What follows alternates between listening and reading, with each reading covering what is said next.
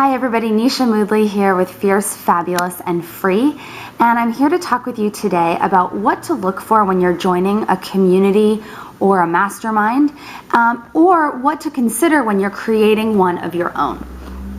Over the last 5 years or so that I've been a coach, I've been a member of a number of communities, from coaching programs, training programs, to personal development programs, and also in masterminds and retreats. So I've led a lot of masterminds and retreats, and I've also been a member in a handful of masterminds as well.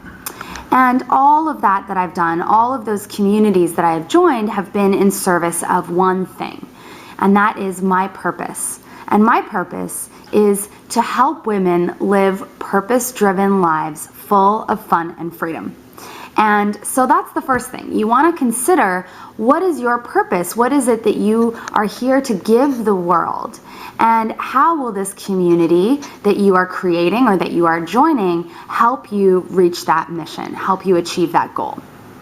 And, being a part of a community has had such far-reaching positive impact for me.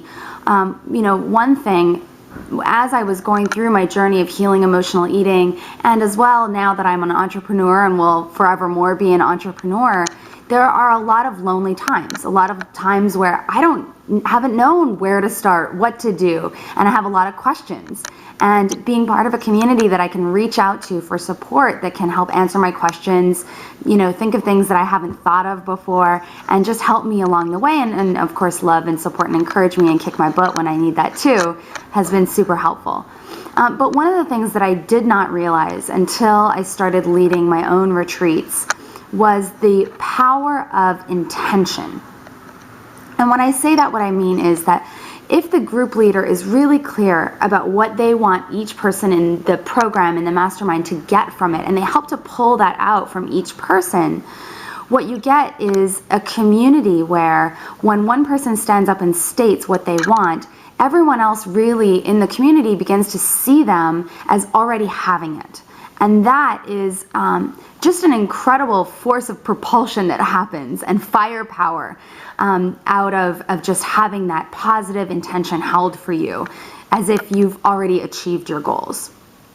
Okay, so I want to talk about, in addition to thinking about what your purpose is and how this community or group will help support you in that, there are 4 main things to look for or consider when you're creating your group or when you are joining a group. And the first thing, and this one is actually a little bit unconventional, I might have some people out there who disagree with me on this one, but is diversity.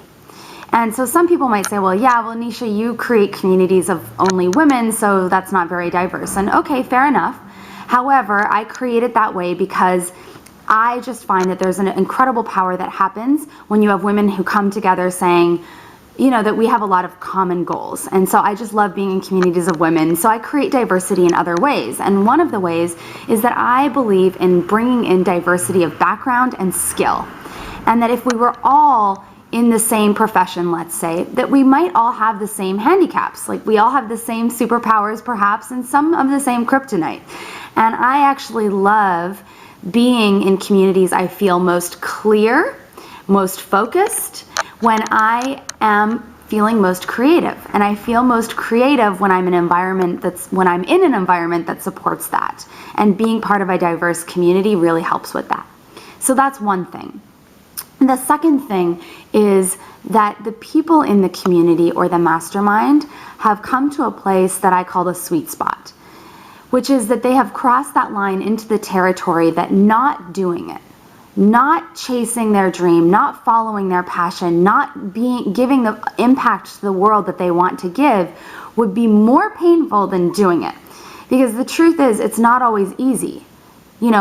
Building a business, being a mom, whatever your goals are, overcoming emotional eating, these are not easy things. They're not kicking your heels up in the air and sunshine and rainbows all the time. And so when you have that energy of really intense focus, like we are going to do this, and it may be painful, but it would be more painful not to, what you get is a community of no excuses. You have a community that can say, all right, I hear you, I know you have your reasons why you can or why you couldn't or why it doesn't feel good for you, but I have your back. And because I have your back, I'm not going to let you fail. And that is just hugely powerful. Thing number 3. Now this one might sound a little bit woo-woo, but I really strongly believe that in a community there is it is really important to have energetic resonance.